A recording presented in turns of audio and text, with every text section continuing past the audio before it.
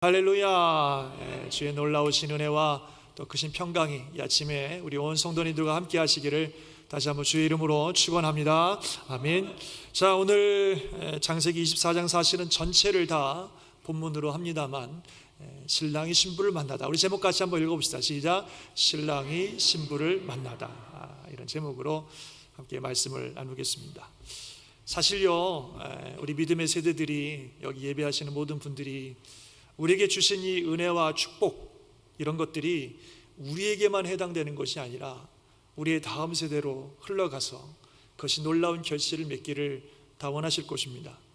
개인적인 삶에서도 우리에게 주신 은혜가 어느 한순간에만 머물러 있는 은혜가 아니라 내 삶 가운데 계속해서 우리 가정 가운데 이어져서 하나님의 놀라운 결실을 맺기 원하는 그런 마음들 다 가지고 계시리라고 믿습니다.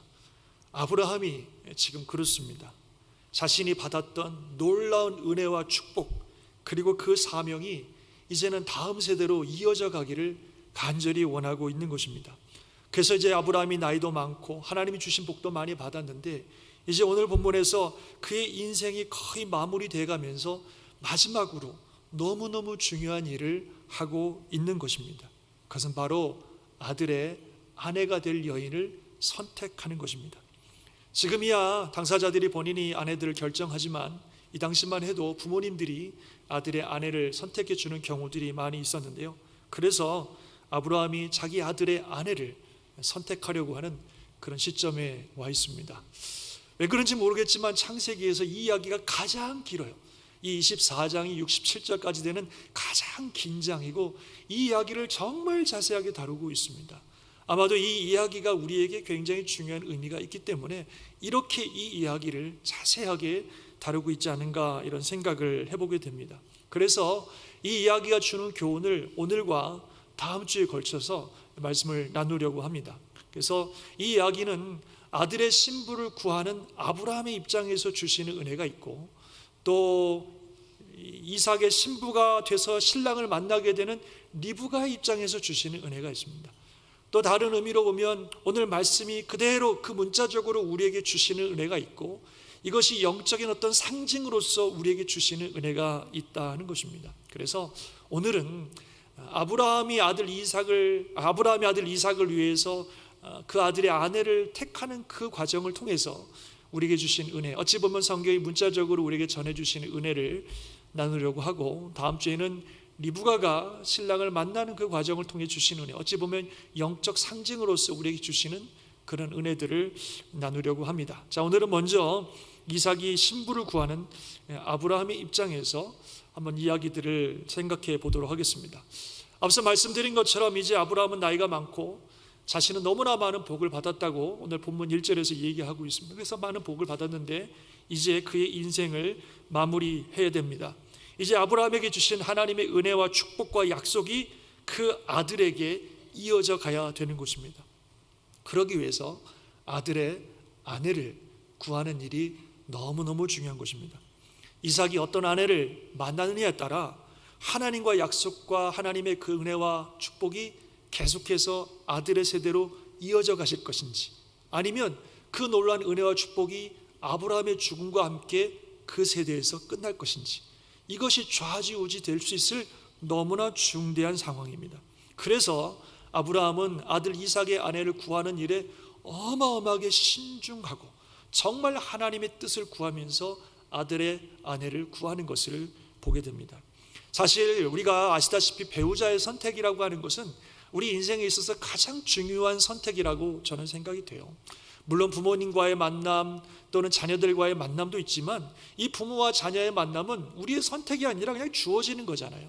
누구든지 태어날 때 나는 어떤 부모를 만나겠다고 선택하고 어떤 자녀를 낳겠다고 선택하고 이렇게 만나는 거는 없습니다. 다 하나님이 우리에게 그냥 주신 거기 때문에 그 주신 관계 속에서 열심히 살아갑니다. 그러나 배우자는 다릅니다. 우리가 선택해야 됩니다. 그런데 그 선택이 너무너무 중요하고 어찌 보면 우리 인생의 좌우를 결정하는 그런 중요한 선택이고, 그 한 번의 선택이 정말 너무나 큰 의미를 가지고 있다고 하는 것입니다. 그래서 이렇게 중요한 선택, 어찌 보면 아들 이삭의 그 운명과 인생을 좌우할 너무너무 중요한 선택의 상황 속에서 아브라함이 가장 중요하게 생각하는 것은 하나님이 내게 주신 은혜와 사명, 오늘 이 단어를 많이 쓸 텐데 한마디로 영적 자산, 한번 따라해 보실까요? 영적 자산. 이 영적 자산이 나에게뿐만 아니라 우리 아들들에게 이어지는 것을 위해서 가장 중요한 선택의 순간에 어떤 기준을 가지고 선택하느냐 하는 것을 보겠다는 겁니다. 우리에게, 자녀들에게 주어질 물질적 자산 많은 것들이 있지만 아브라함은 그 어떤 것보다도 하나님이 나에게 주신 이 영적 자산이 내 아들 이삭과 그 후대에 이어져 가기를 원하고, 그러기 위해서 이삭의 인생을 좌우할 가장 중요한 문제인 배우자를 선택하는 문제에 있어서 어떻게 하면 하나님이 내게 주신 이 영적 자산이 내 아들 때까지 흘러갈 것인가를 가장 중요한 기준으로 삼고, 그것을 중심으로 아들의 아내가 될 여인을 선택하고 있다는 것입니다. 그것이 오늘 함께 나눌 이야기입니다. 이것을 보면서 우리도 마찬가지, 우리에게 주신 이 영적 자산을 정말 가장 중요한 내 인생에 주신 자산이요, 축복이요, 은혜로 생각하고, 이것이 내 삶 가운데 계속해서 이어져서 놀라운 결실을 맺을 뿐만 아니라 우리 자녀들의 세대까지 이 영적 자산들이 이어져서 그들의 삶에 큰 결실을 맺는 것을 중요하게 생각해야 된다는 겁니다. 물질적 자산, 다른 많은 것들을 자녀들에게 물려주고 그들의 삶의 중요한 것으로 생각하는 것도 좋지만 가장 중요한 것은 하나님이 내게 주신 이 영적인 은혜와 자산들이 우리 자녀들에게 흘러가야 된다는 거예요. 여러분 너무 잘 아시지만 요즘 세대가 너무 무섭습니다. 우리 자녀들의 세대가 너무 무섭습니다. 우리들은 나름대로 이렇게 신앙을 가지고 믿음을 가지고 하나님을 추구하며 살지만 과연 우리 자녀들의 세대가 이 귀한 은혜와 영적 자산들을 이어갈 수 있을런지 참 두렵고 안타까운 현실을 우리가 많이 만나고 있어요. 정말 우리 자녀들의 삶 속에서 너무나 무서운 일들이 많이 일어나고 있고, 정말 이 믿음과 신앙이 계속적으로 이어가지 못할 그런 많은 요소들을 자녀들이 겪고 있다는 것이지요. 그래서 우리 부모의 세대들이, 우리 기존의 세대들이 내게 허락하신 이 복, 아브라함처럼 그 많은 복과 축복들이 내 아들 이삭에까지 이어져야 된다는 이 놀라운 사실을 기억할 때에 그 어떤 것보다도 하나님이 주신 영적 자산을 소중하게 생각하고 이것이 내 아이에게 흘러가야 되겠다. 그러기 위해서는 내 아이의 인생에 가장 중요한 선택을 지금 해주는 순간에 내가 어떤 기준으로 이 아이의 인생에 가장 중요한 선택을 할 것인가, 그것을 보고 있는 것입니다. 그래서 이 말씀을 통해서 여러분 가운데 많은 분들이 자녀들의 결혼을 앞두고 있을 텐데, 우리 자녀들이 내게 주신 이 은혜를 계속해서 이어가기 위해서 어떤 배우자를 만나야 할지 기도하시고, 물론 본인들이 결정하고 본인들이 그 배우자들을 결정하고 살겠지만 우리 부모님들이 그것을 위해서 기도하고 또 인도해주고 또 가르치고 그런 일들이 필요하고, 또 결혼을 앞두고 있는 분들은 정말 내가 어떤 배우자를 선택하는 것이 하나님이 주신 영적 자산을 이어갈 것인지를 생각해보고, 또 이미 결혼하신 분들은 우리 가정이 하나님이 주신 이 영적 자산들을 보존하기 위해서 어떤 가정이 되어야 될지 오늘 이 말씀을 통해서 한번 우리가 생각해보고 또 함께 또 우리 삶 가운데 적용하는 그런 은혜가 있기를 바랍니다. 자, 아브라함은 말씀드린 것처럼 이삭의 인생의 가장 중요한 문제를 선택함에 있어서 영적 자산을 소중하게 여기고 바로 이런 기준과 이런 목적을 가지고 아내 될 여인을 선택하는 것을 보게 됩니다. 첫 번째 원칙은 뭐냐면 순수한 혈통과 신앙이라는 것이었어요. 먼저 아브라함은 아들 이삭의 아내를 자기가 지금 살고 있는 가나안 땅의 여인이 아니라 고향 족속의 땅의 여인을 선택하는 것을 봅니다. 그래서 자신 대신 종을, 그 아내를 선택하도록 사명을 주어서 바로 자기가 살고 있는 자기 족속들이 살고 있는 고향 땅으로 그 종을 보내는 것을 보게 됩니다. 그러면서 이렇게 이야기합니다. 24장 3절 4절에 보면 내가 너에게 여호와를 가르쳐 맹세하게 하노니 너는 가나안 족속의 딸 중에서 내 아들을 위하여 아내를 택하지 말고 내 고향 내 족속에게 가서 내 아들을 위하여 아내를 택하라. 이면서 종을 보내는 걸 볼 수 있습니다. 왜 이렇게 했을까요? 지금 아브라함은요, 가나안 땅에 이미 많이 정착하고 있습니다. 지난주에 나온 것처럼 이미 자신의 소유의 땅도 생겼어요. 그리고 사람들에게 인정도 받기 시작했습니다. 많이 정착해 가고 있어요. 이런 상황 속에서 만약에 자기 아들이 가나안 땅의 여인과 결혼을 한다면 굉장히 정착하는 데 큰 도움이 될 것입니다. 그 주변의 사람들도 진짜 야, 이제 당신이 우리와 한 사람이 되었습니다, 이제 우리 가족과 마찬가지입니다 하면서 아브라함을 막 받아줄 것이고, 정말 아브라함이 그 땅에 정착하는데 너무 큰 도움이 될 것입니다. 또 뭐 가나안 여인 중에 훌륭한 여인들도 많이 있었겠죠. 그런데 왜 굳이 가나안 땅의 여인이 아니라 자기 고향, 자기 족속에게 가서 거기서 내 아들 이삭을 위한 아내를 택하라고 했을까요? 그것도 하나님께 맹세하라고 하면서 종에게 하나님께 맹세해라. 너 절대로 이 땅 여인 데려오지 마라. 절대로 이 땅 여인 데려오지 마라. 하나님께 맹세해라. 반드시 내 고향에 가서, 내 족속에게 가서 여인을 데려오라고 맹세까지 시키면서 신신당부를 하면서 종을 보내고 있는 이유가 무엇이겠습니까? 그것은 혈통의 순수성을 지키기 위해서입니다. 아브라함은 셈의 후손입니다. 셈의 후손은 노아의 후손들 중에 하나님이 특별히 선택하시고 하나님의 뜻을 이루려고 하시는 귀한 혈통입니다. 또 아브라함은 자신의 후손 이삭을 통해서 하나님의 놀라운 역사가 이루어지고 온 열방을 축복하시는 하나님의 뜻이 이루어진다는 사실을 분명히 믿고 있습니다. 그래서 자신의 혈통인 셈의 혈통 가운데 아내를 선택하기를 원하는 것입니다. 그리고 이 가나안 땅의 여인은 하나님을 믿는 사람들이 아니에요. 신앙적으로도 너무 달라요. 이방 우상을 섬기는 여인들이고 이방 우상의 문화 속에 살아가는 여인들입니다. 그래서 아브라함과 그 신앙이 완전히 다른 사람들이기 때문에 아브라함은 이 땅 가나안의 여인이 아니라 내 본토, 친척, 내 혈통의 아내를 선택하려고 하는 것입니다. 바로 혈통과 신앙의 순수성을 지키기 위해서입니다. 한번 따라해 봅시다. 혈통과 신앙의 순수성. 이것 때문에 자기 경을 고향으로 보냈습니다. 사실 이거는 우리가 배우자를 선택함에 있어서 너무나 중요한 원칙을 보여줍니다. 우리가 배우자를 선택할 때도 혈통과 신앙의 순수성을 지켜야 됩니다. 그래야 하나님이 주신 영적 자산들이 자녀된 대로 흘러갈 수 있습니다. 우리가 지켜야 되는 순수한 혈통과 신앙은 뭐겠어요? 예수 그리스도의 피를 함께 나눈 믿음의 사람. 그것이 우리가 지켜야 될 혈통과 신앙의 순수성입니다. 그런 사람을 배우자로 만나도록 해야 된다는 거예요. 여러분, 한 남자와 한 여자가 함께 만나 가정을 이룬다고 하는 것은 이제부터 두 사람의 운명을 함께 하겠다고 하는 운명 공동체가 되는 것입니다. 그렇기 때문에 우리는 배우자를 선택할 때에 예수 그리스도의 피를 함께 나눈 믿음의 사람을 선택해야 됩니다. 신앙이 다르다는 것은 쉽게 넘어갈 문제가 아닙니다. 신앙이 다르다는 것은 세상을 바라보는 시각이 다른 것이고, 살아가는 삶의 목적이 다른 것이고, 인생의 가치관이 다른 것이고, 궁극적으로 운명이 완전히 달라요. 도저히 온전한 연합을 이룰 수 없습니다.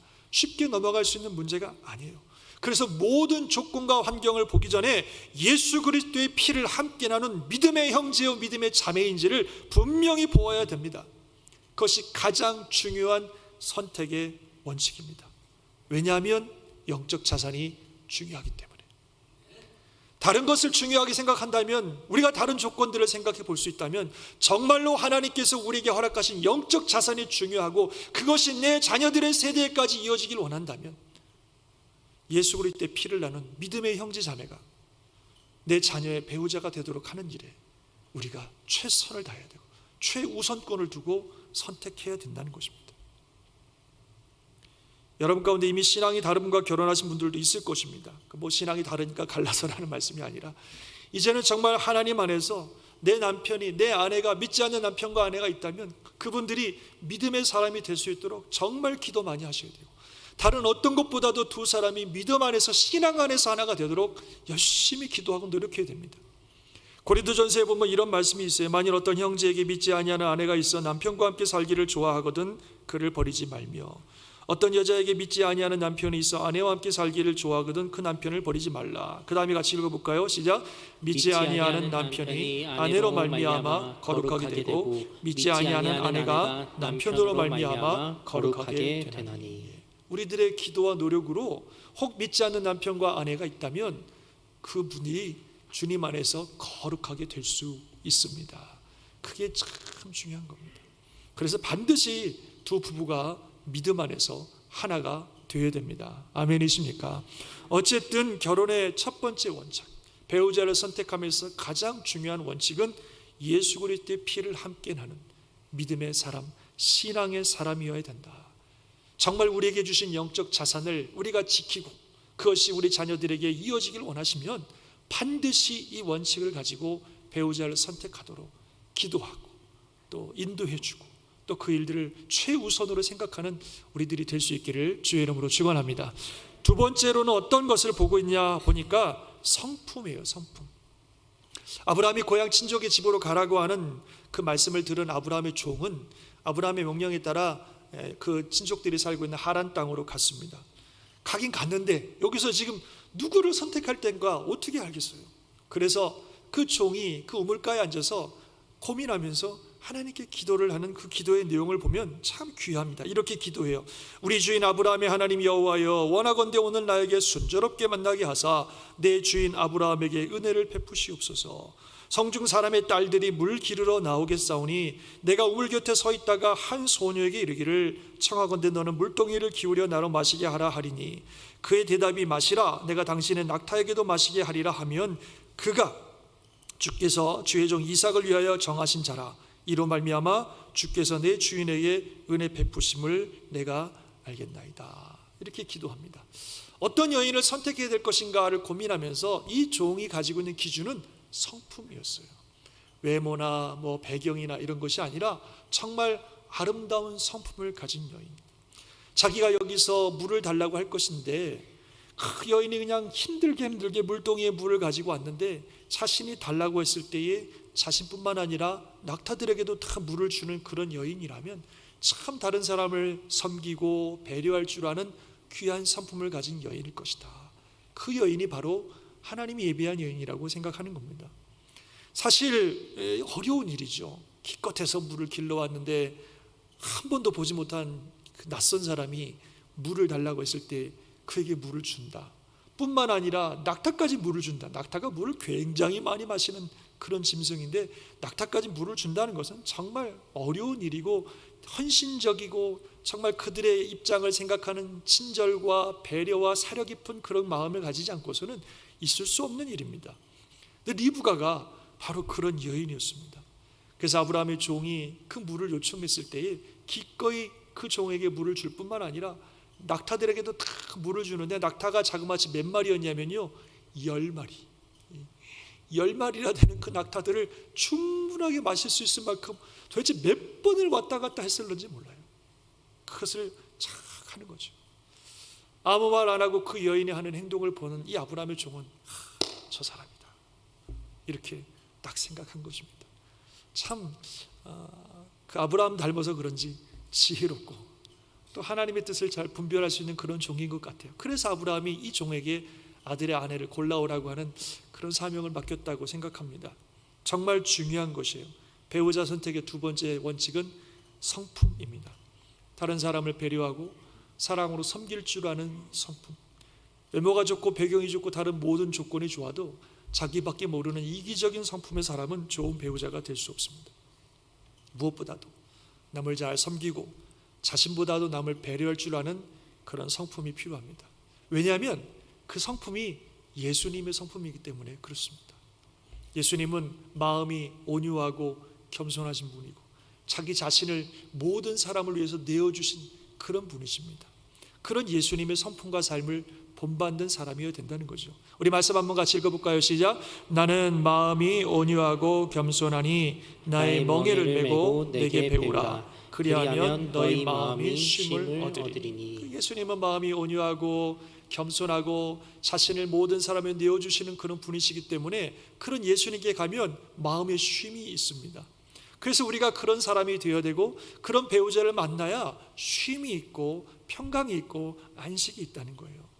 그래서 정말 배우자를 선택함에 있어서 내 자녀들의 배우자를 위해서 기도할 때에 좋은 성품, 예수님 닮은 이런 성품을 가진 사람을 만나도록 우리가 기도해야 됩니다.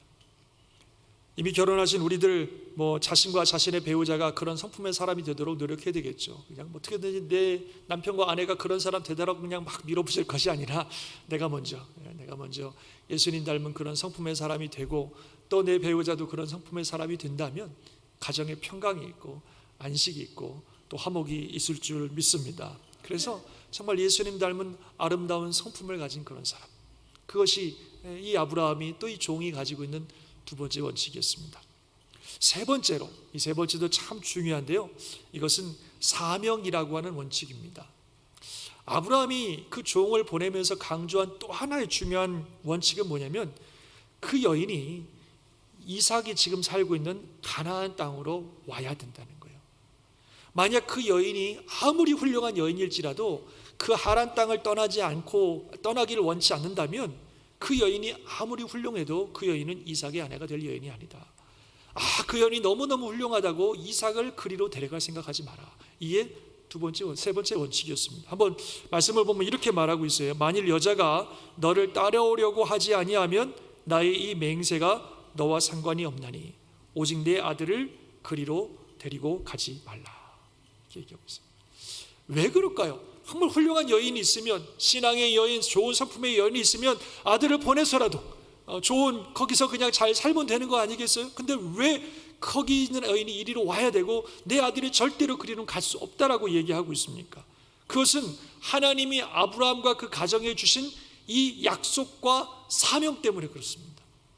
그 앞구절에 보면 이런 말씀이 있는데 같이 읽어봅시다. 시작. 하늘의 하나님 여호와께서 나를 내 아버지 집과 내 고향 땅에서 떠나게 하시고 내게 말씀하시며 내게 맹세하여 이르기를 이 땅을 내 씨에게 주리라 하셨으니, 이게 앞구절이에요. 그러니 너는 여인을 이리로 데려와야 된다. 즉 하나님께서 나를 고향에서 떠나게 하시고 이 땅을 나와 내 자손에게 주리라고 약속하셨기 때문에 이삭은 이 땅에 머물러야 된다. 그러므로 이삭의 아내가 될 여인도 이 땅으로 와야 된다.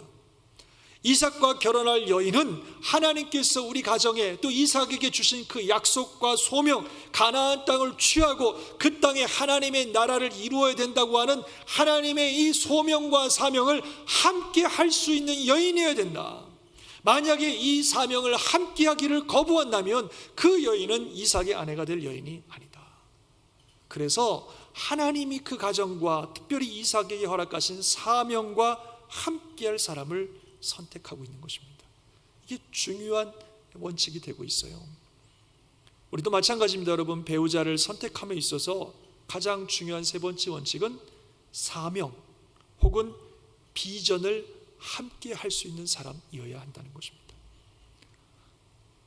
그러나 먼저 하나님이 내게 주신 사명이 뭔지를 알아야 되겠죠. 하나님이 내게 주신 사명과 비전이 뭔지를 분명히 알고, 정말 이 사람이 이 사명과 비전을 함께 갈 수 있는 사람인가, 그것을 봐야 된다는 거예요. 다른 어떤 것보다도. 종종 그런 경우들을 봅니다. 어떤 분이 하나님이 주신 특별한 사명이 있어요. 귀한 사명이 있고 그 사명을 위해서 기도하는데, 배우자를 선택할 때는 그거 생각하지 않고 그냥 어떤 조건과 또 다른 것들을 가지고 배우자를 선택했어요. 살다가 나중에 하나님이 주신 사명을 위해서 살려고 하는데 배우자가 그걸 거부하는 겁니다. 그 결국은 그 사명 다 놓쳐버리고 그냥 살아가는 그런 모습들을 주변에 볼 때가 있습니다. 참 너무 안타까운 일이죠.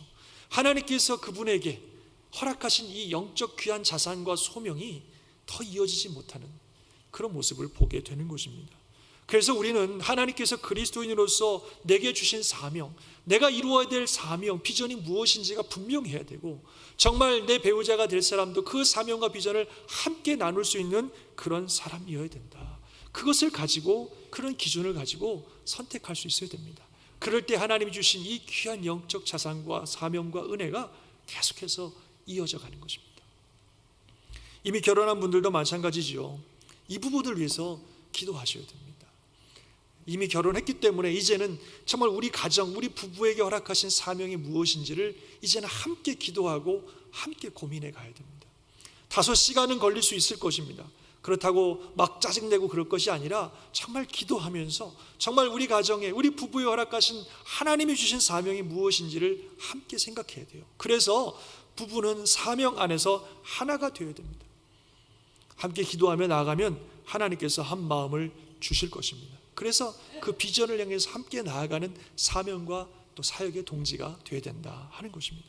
바로 아브라함은 이것을 너무너무 중요하게 생각해서 바로 그렇게 함께 할 수 있는 여인이어야 된다라고 하는 원칙을 가지고 있는 것입니다. 이 3가지 원칙이었어요. 혈통과 신앙의 순수성을 지킬 수 있는 여인이어야 되고, 또 정말 좋은 성품을 가진 여인이어야 되고, 하나님께서 우리 가정에 이삭에게 허락하신 사명을 함께 나눌 수 있는 여인이 된다. 왜냐하면 하나님이 내게 주신, 우리 세대에 주신 이 영적 자산이 내 사랑하는 자녀들에게 계속해서 이어지기 위해서는 바로 그런 여인이 이삭의 아내가 될 때에 그 일들을 감당할 수 있다고 믿었기 때문입니다. 저와 여러분에게도 이런 은혜가 있기를 주의 이름으로 축원합니다. 그래서 배우자를 선택함에 있어서, 우리 자녀들의 배우자를 위해서 기도함에 있어서 중요한 3가지 원칙, 예수를 믿는 신앙의 사람, 예수님을 닮은 성품의 사람, 사명을 함께 할 수 있는 사명의 사람, 이런 사람들이 내 자녀들의 배우자가 되어야 돼요. 그래야 우리에게 허락하신 영적 자산들이 그 자녀들에게 이어지고 그 놀라운 하나님의 사명과 열매들이 계속해서 역사하며 놀라운 결실을 맺는 것입니다.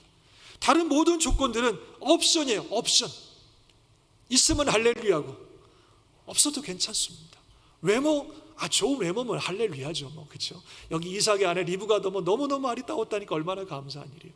그런 외모라는 거 잘 아시다시피 시간 지나면 그렇잖아요. 그냥, 그렇죠? 나중에 다 외모의 평준화 이루어진다 그러지 않습니까? 다른 학생, 능력, 배경 이런 거 다 있으면 할렐루야지만 없어도 사실은 그렇게 큰 문제가 되지 않아요. 옵션이에요. 자동차 살 때 그냥 따라오는 옵션처럼 있으면 좋고 없으면 할 수 없는 거고, 중요한 거는 절대로 양보하지 말아야 될 절대 조건이라는 거예요. 정말로 저와 여러분들이 하나님이 우리에게 준 영적 자산들이 내 자녀들의 세대에 이어져 가기를 진짜 원하신다면, 내 자녀들의 배우자를 선택할 때 가장 중요한 절대 조건, 그 사람은 신앙의 사람이어야 되고 예수를 닮은 성품의 사람이어야 되고 함께 사명을 함께 할 수 있는 사명의 사람이어야 된다. 이 조건을 절대로 양보해서는 안 됩니다.